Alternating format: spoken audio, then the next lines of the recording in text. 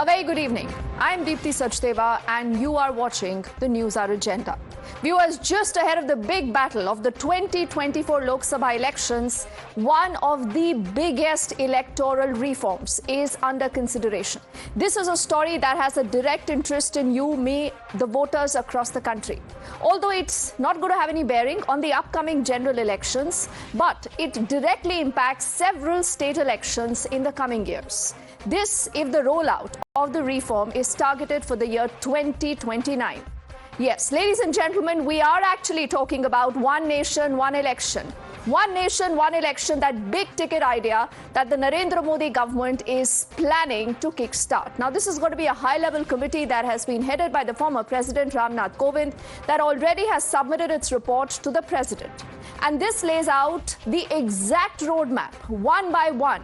What is the way ahead for holding simultaneous elections? This panel also noted that holding multiple elections almost every year is placing a significant burden on various stakeholders. Now, these stakeholders are the government, this is business, this is workers, courts, political parties, candidates, civil society, and yes, of course, you. So what has this particular committee recommended? And what's going to be the road ahead, how soon this could be a reality? We here on the show will break down the details of what this report has recommended here on the Newshour Agenda. And we will take off details of one by one, details that matter to you as what has the panel first up recommended for holding synchronized polls. Remember, this panel is actually talking of a one-time Treasury here to be able to hold that the government will be identifying an appointed date. This is whenever you have a new government in place and the parliament meets. So there's going to be an appointed date that will be picked immediately after the Lok Sabha polls.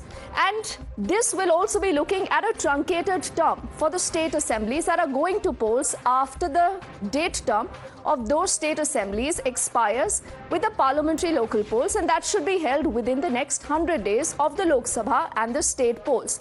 This actually means that the idea is to ensure that all the states that will also be polling from now till 2029, somewhere all these polls are synchronized so that you have a common calendar of all the polls. This includes the Lok Sabha polls and the state polls. So if this rollout is targeted for the year 2029, the next obvious question on your mind is that which are the major states where these election timelines will be affected, whether you're a voter in these states, important for you to know. So this is where our team has been able to put together this graphic to help you understand what we are talking about. Remember, due in the year 2026 are the all-important state elections in Bengal. Also Tamil Nadu. Both these states ruled by the opposition. Due then in 2027 is Punjab. Also the state of Uttarakhand and the big battle in Uttar Pradesh. Then if you come down to which are the states that are due to poll in 2028, you have Karnataka, Chhattisgarh, Telangana. And continuously, if you look at the reactions, remember, that have come in from the opposition parties, particularly in these states, they say that this is an attack on our autonomy. Now, the assembly term here in a lot of these states, where that expires with the 18th Lok Sabha in 2029. But this is just not it. Now, what happens when you have a panel that puts out a report? It's up to the government to accept this recommendation. Now, in case the government is voted back to power, it recommends this. What happens? Now, clearly, this is going to tell you what is the road ahead, because this will entail constitutional amendments that will be needed. And you're reading right from an Article 325 to an Article 324A. All this is the road ahead. This is exactly how this provision, once it is accepted, needs to take this particular route. Now, Article 325, the amendment is needed to prepare a single electoral roll throughout the country. If you're talking of Article 324A, this is to enable simultaneous municipal and panchayat polls. Also, again, this, remember, has been the larger perception, the larger picture here on how the battle should play out. But then, there is also a catch here. Do the states also need to ratify these amendments? Now, there has been, not much clarity, at least on these factors, because it's given to understand that this will depend on the kind of a constitutional amendment that the government would be moving, and it's only then can be decided whether it's important for the states to also ratify this particular amendment. Now, on the other side, just think about the number. For a constitutional amendment, you need 2/3 majority. Now, right now, what is this constitutional amendment? Why are you have the opposition party so spooked? Now, in the Lok Sabha, for a constitutional amendment, 2/3 majority, you need exactly 364 member of parliament. Now, just think, the target that the BJP keeps talking about, 370, 370. So one wonders, is that the reason why the BJP, ladies and gentlemen, has set a target of 375 plus in the Lok Sabha? Clearly, you are seeing a full-blown political war. It's a huge reform in case this happens. And clearly, the reason why a lot of these opposition parties right now are getting spooked. So first up, let's play the story, the kind of reactions that have come in so far. You've heard from the Congress, the Aam Aadmi Party, the RJD, almost everyone saying this is an attack on federalism. 400 Parcha नारा देऊन देशाची घटना बदलून हुकुमशाही आणण्याचा यांचा डाव आहे. One nation one election म्हणजे काय? अजून मुंबई महापालिकेच्या निवडणुका घेत नाहीयेत, अजून काश्मीरच्या निवडणुका घेत नाहीयेत. 5 वर्ष होऊन गेली काश्मीरला. वन नेशन वन इलेक्शन म्हणजे याच्या पुढे फक्त अध्यक्षांची निवडणूक होईल. जशी रशियामध्ये पुतिनची होते तशी हे पुतिन बाबा नवीन तिकडे बसतील आणि संपूर्ण विल्हेवाट लावून टाकतील, पोलिसांची वाट लावतील. रामनाथ कोविंद जी की बात कर रहा हूँ। जी। मैं सबसे बड़ा कलंक समझता हूँ उनको। अगर ये संविधान न होता तो रामनाथ कोविंद जी न होते। वो रामनाथ कोविंद जी और मैं भी, हम लोग नाली के कीड़े थे एक समय में। संविधान की वजह से ऐसा हुआ है। राष्ट्रपति वो कभी बन सकते थे, मैं एमपी कभी बन सकता था, कमिश्नर इनकम टैक्स कभी बन सकता था। मोदी जी का मकसद क्या है? वन नेशन नो इलेक्शन,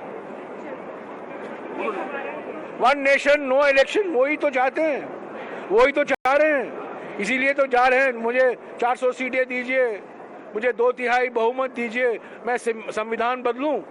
संविधान बदलने का उनसे क्या फायदा मिलेगा? One nation no election. So Jairam Ramesh multiple times repeating one nation, no election. But is that the real plan of the BJP? Or as again, you're seeing the opposition that is spooked, and the reason why they are fear-mongering, this is how the BJP continues to support this big-ticket reform. In our country, we used to have simultaneous polls right up to 1967. And the panel headed by our former president, Ramnath Kovind ji, has given this recommendation of one nation, one poll. This should be welcomed. Our Honorable Prime Minister Narendra Modi ji has been speaking about it for quite some time. To have election mode occurring on repeated intervals breaks administrative work. The entire administrative machinery, political machinery, everyone gets busy with elections. Policies will now, if you have one nation, one poll, you will have policies implemented non-stop for a period of 5 years. A lot of money gets saved. This is something that should be welcomed. There is no scope of any politicization of this. The Law Commission also has indicated towards that direction. You're watching the News Hour at 10, debate number 1 on Times Now, Super Prime Time. And earlier in the day, viewers, when we were debating this entire issue, a lot of the opposition parties said, "Ye to jumla hai." Much like it came to the abrogation of Article 370, the Ram Mandir, demonetization, GST, remember, are the big-ticket reforms of the Narendra Modi government. So could we see 2029, where we will have simultaneous Lok Sabha and the state assembly elections? Let's introduce our panel. RP Singh Saab is a national spokesperson of the BJP joining us, along with Abhijit Iyer Mitra.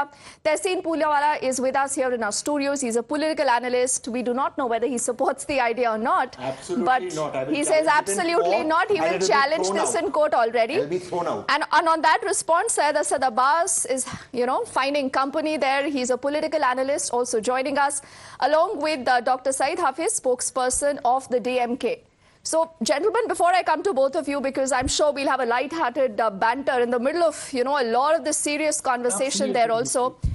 Dr. Saeed Hafiz, why are you scared? Why are you not ready for one nation, one election? What are you scared of? That, we will have less polarization, we will have less communalism, we will have less, black money that will be used, or we'll have better governance. What is the problem?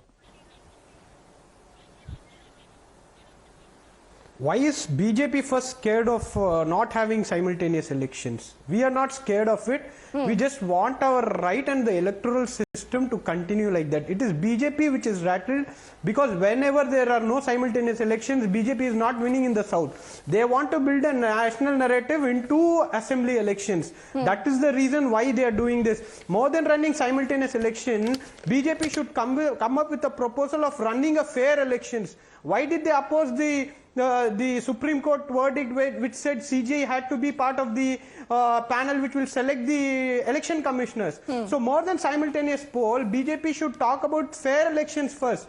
Then we can talk about simultaneous elections. See, the justification which the BJP is giving for having a simultaneous election is absolutely false.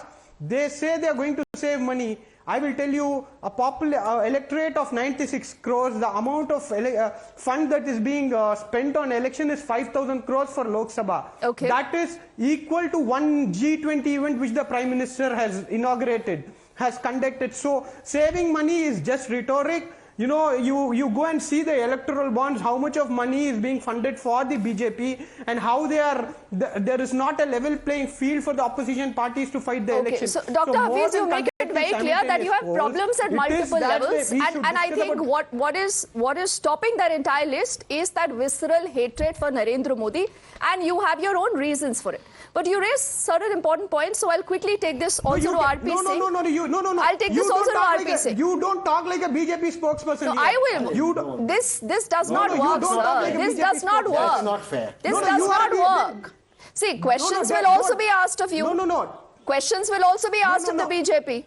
And it's good. I mean, the moment you have guests. You cannot misguide. Sir, we are just 8 minutes into the debate. And you're already getting rattled. I do not know why.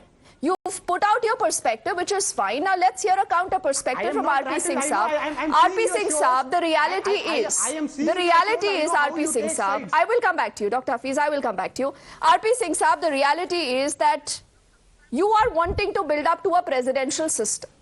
You know, you believe that because you have such a popular prime minister and you want to make this, you know, a national election, and this is the way you can win perhaps elections down south where you're facing trouble. This is what the DMK is also alleging.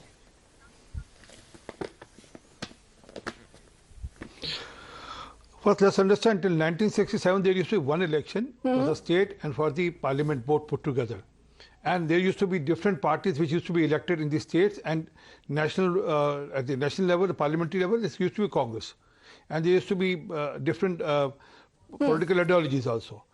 That's why the first government was dismissed later on, because that didn't suit the ideology of the Congress party. And that's how the process of different elections at different timings started happening. And how are we challenging the wisdom of the voters? I mean, Andhra Pradesh and Odisha elections happen simultaneous to the central parliamentary elections. Do people vote in the same pattern as they vote in the parliament and in the assembly elections? No.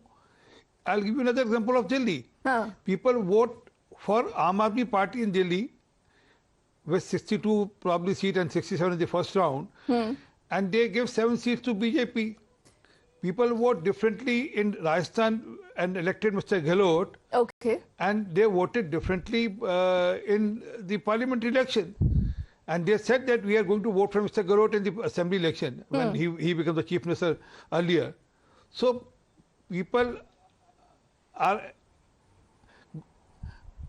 wise enough and they know whom to vote and where to vote and why to vote. I agree with you, RP Singh Saab, I agree. Secondly, but then why are all opposition netas saying that this is an attack on federalism? And why is Jairam Ramesh saying one nation, no election? They don't trust you. That is the problem. Well, that's what they did. I mean, he's speaking from his political party's history. Emergency was that one neta and no elections. I mean, that's what Mrs. Gandhi wanted to do. She sacked the complete the election process and complete democratic process. Okay. And that's what he's speaking of. But let's give me another second on this system of 5,000 crore rupees. That's false. I mean, the data which I have all political 5,000 crore rupees, how much money DMK would have spent? I mean, probably could be something to 10,000 crore rupees for the elections. But this is the elections, the expenditure of the state. Okay. But how about the expenditure of the political party? Okay, but you know, I do know that there is a report that does indicate that, you know, about 77% of the electorate, Tehseen, possibly could end up voting for the same party in case you will have one nation, one election. And that's the reason why, you know, many of the opposition parties here have a fair enough reason. But then, what about the other reasons that RP Singh Saab is speaking about? You know, you'll be able to save money. It's a powerful idea. We need to move into a better democracy where you will have more governance, you will have less disruption, you will have, you know, less of minority appeasement, less of negative politics, Tehseen. Fantastic question. Thank you. So I'm going to paraphrase you. A lot of money is being spent, so less money will be spent. I have a better idea. Why even spend money on elections? Stop elections. Stop elections. Do WhatsApp. Do WhatsApp elections. Why spend money? In a democracy, money can never be the criteria for elections. Is the lack of money why there's no elections in Kashmir? Or in my city of Mumbai? We've gone to Supreme Court. You know, the government says, is Mumbai under, by the way, is Mumbai under Pakistan attack? Is the financial capital of this country. They have not done elections. You know why? Because they're scared of losing. Chandigarh was Pakistan, Bangladesh, Afghanistan, Rohingyas. What was their guy doing in Chandigarh? Supreme Court had to come down. By the way, they haven't persecuted him. Better democracy also, you said. I'm paraphrasing you. People should stop going, people should stop buying Maybachs and aeroplanes. No personal comment to anybody. I'm saying in general. Politicians should stop living in bungalows. We'll save enough money. That's not the idea. Money cannot be the idea. Let's come to what the idea is. The idea is to dominate the narrative, where resources are, of course, unequal, and one political party, in this case, the BJP will have an advantage. RP Singh Saab said the Congress had an advantage. Till 1967, yes, we had elections. All right. Now, let's assume hypothetically, I'm just saying a hypothetical situation, there's the government of Telangana with an absolute brute majority right now. And this report, because I started reading the beginning of this report says, all state assemblies will convene when the Parliament of India convenes. Correct. That's what this report says. So let's assume Prime Minister Modi wins again in 2024. He gets 292 MPs or 300 MPs. I'm just saying a hypothetical situation. And all state assemblies convene. Now, Prime Minister Modi loses his majority as a prime minister. There's no confidence against him, my hypothetical situation. So my Telangana government should go because Prime Minister in Lok Sabha lost. Now please understand, why do they say it's against the federal structure? In a federal structure, in a constitution like ours, the union government is not the father of the state governments. They are the brothers. All state governments and the union government are brothers. There's no father-son relationship. There's no mother-son relationship. We are all sons of Mother India. The union government is as much a son of Mother India as the government of Telangana. So does the government of Telangana, a Congress government, have to go because the union government lost majority now? Let's assume the union government lost majority. So now you're going to spend money doing all elections all over again. And that's not waste of money. They have no idea there are always multiple ways to look at a story. I'm actually waiting for Dr. Shantanu Sen, who's an MP of the Trinamool, to join us in just a moment. Earlier in the day, what has also happened is that Mamata Banerjee has sustained some serious injuries, and I'm being told that's the reason why he's running a little late. Because it's important. Yes, we wish her a speedy recovery. It's important to have, you know, the Trinamool voice here also, because they've been vociferously opposing the idea. Abhijit, just allow me a minute. Before I come to you, I want to get in Syed Asad Abbas here. You know, Syed, multiple times we've spoken about what does a voter want. A voter actually is looking for clean governance. But political parties have their own reason why they don't want to come under issues like RTI, you know, when it comes to the issues of electoral bonds, so on and so forth. But what is the problem with one nation, one election? Apart from the fact, unless you believe that Narendra Modi, as long as he's there on the ticket, perhaps a lot of these state governments will lose power, if that is the fear. Deepti, I'll tell you what the point is. I've always believed that India being a federal structure and its system and its polity, we need to understand that there needs to be a consensus of all the political parties involved. I do understand that Ramnath Kovind Sahab has tried to reach out 47 political parties, out of which 15 did not communicate. There were others who dissented. We need to understand only because of the Bharatiya Janata Party having the brute force majority, they cannot go ahead with it. I have my reasons why. The Bharatiya Janata Party is playing a very smart game here. They know they are Dakshin Mukt Bharat का BJP दक्षिण मुक्त हो चुका है, and I'll tell you why. They've done all they might to make a mark in DMK. They've not been able to. They failed here in Karnataka. They failed in Andhra. They failed in Telangana, and they failed in Kerala. Kerala, of course, we understand they have the highest literacy rate, so therefore the votes fell. Then why should you be worried? See, the voter is smart. Know what RP Singh Saab said? If that is the case, the voter is smart. He knows that he's electing his chief minister or he's electing the prime minister. That's a great question. I will answer that. But the voter, also we need to understand, when you look at a Delhi model, there is bipolarity. Many of the political pundits have spoken about it. The same Delhi, which votes for an Arvind Kejriwal in the Vidhan Sabha, chooses a Modi, a BJP in the Lok Sabha. So therefore, the BJP is very smart here. They do understand. They want to milk out the brand Modi. Largely, Lok Sabha elections are running on his wave. They know it's very difficult for them to win states on their state regional No, but leaders. Syed, when you say this, are you not underestimating the Indian voter? Exactly what I said. See, in the states of Andhra Pradesh, in the state of Odisha, you have simultaneous Lok Sabha and the Assembly election. And the voter knows what he is doing. Abhijit, why don't you come in here? Yes, Abhijit. Are these fears well founded? Because somewhere, a lot of these state governments that you speak to are very, very uncomfortable, Abhijit, with the idea. Thank you. So just 3 points I'm going to make because, I've been hearing a lot of these arguments and they're all fundamentally canards at every level. The US has set elections, all right? They have to be quadrennial and then every 2 years there is the assembly election. There is nothing more democratic or less democratic about it, far from it. Second, in France, for example, Jacques Chirac changed the presidential term from 7 years to 5 years and that of the elected parliament and government as well. There was nothing undemocratic about it. The principle is very clear that shorter terms don't mean less democracy, but longer terms do. So, for example, Jacques Chirac reducing the term of a parliament and the presidency from 7 to 5 years does not make it less democratic. But Indira Gandhi extending it by 1 or 2 years during the emergency does make it undemocratic because you've gone to the polls promising a 5-year term. Third is the fact, in Germany, you can't replace a government till you have a government in play. Yes. So you can't just go around, pulling down a government and then saying, let's go for elections. So these are all things that have been recommended in this document to fix that. Okay. Second, this notion that it is undemocratic somehow is complete codswallop because there are countries which are much higher up in even the democracy indices that these people cite, which have very similar practices, not similar, same practices. Second, is the fact that this rather frivolous point of cost. Please understand, cost is one of the secondary or tertiary factors at best. The primary factor here is that synchronicity of elections leads to good governance, number one, and synchronicity allows a government to focus on work. Okay. Now, there was the, just quick last point, there was the suggestion brought up of a WhatsApp election. It's actually technologically feasible right now. The issue is slightly different. Don't give ideas, Tehseen, one you stop giving ideas. RP Singh could take it seriously then. I said that's a classically, the government takes Abhijit very seriously. Let me finish quickly. So, okay, let him quickly complete. We also have Dr. Shantanu Sen joining us. Abhijit, complete your point. So it is technologically feasible. The problem is it is not security feasible.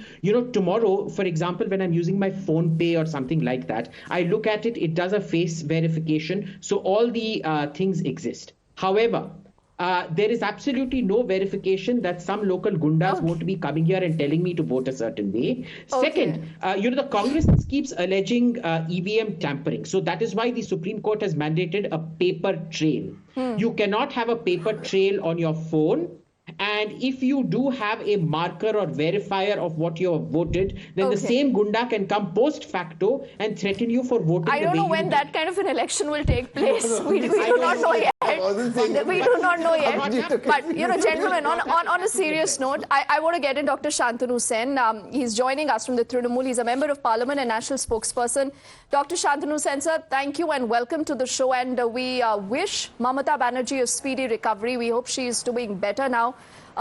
Because you're into the debate now, sir. this is the poll season. You have a great ticket reform idea by the Modi government. One nation, one election.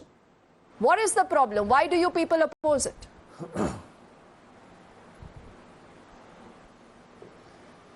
First of all, I would like to show you one letter. Kindly zoom it. Kindly zoom it. What is the letter, sir? This is the letter written by our party. This is the letter written by our party Supremo, Madam Mamata Banerjee, dated 11th January 2024, addressing Dr. Nitin Chandra, Secretary, High Level Committee, One Nation, One Election, Government of India, where she has categorically mentioned why she is not agreeing to this. But keeping this issue apart, when we are discussing on one nation, one poll, rather we should have discussed, or we should have been discussing on unemployment, price hike, farmers committing suicide, and so many. Those are issues, no sir. Those are issues. Those are issues. This is the election. This is the electoral reform. So why are we not discussing on those? No, we are obviously discussing about the issues, but this is also about the electoral reform, sir. Issues of the country. Do you support the electoral reform? Do you believe that it's important to have more transparency and perhaps better governance instead of repeated disruption, less of polarization, something that you are accused of? It's against the provisions given by our Indian Constitution. Indian Constitution Article 1 says India, that is union of states. Each and every state has got individual character. It's just not possible. The actual reason is the present ruling party of the center, they want that there should be only one political party, there should be only one leader, there should be one nation. No, Shantanu Sen, sir, you are such a seasoned politician. I hate to interrupt, but I want to know, where has this been said? Who has said this? Has Narendra Modi said this? That there is going to be no regional party? They will all be wiped out? Several times. Several times he has given hints, and their party have given hints. It's quite natural. They believe in one nation, one poll, one party, one leader, one religion, which is contradicting the provisions given by our Indian Constitution. Okay, good point to get RP Singh then to counter it. And RP Singh, sir, one of our viewers watching the show has asked that is this the reason why the Modi government keeps talking about 370? Because 370 is close to that 2/3 majority you need for a constitutional amendment.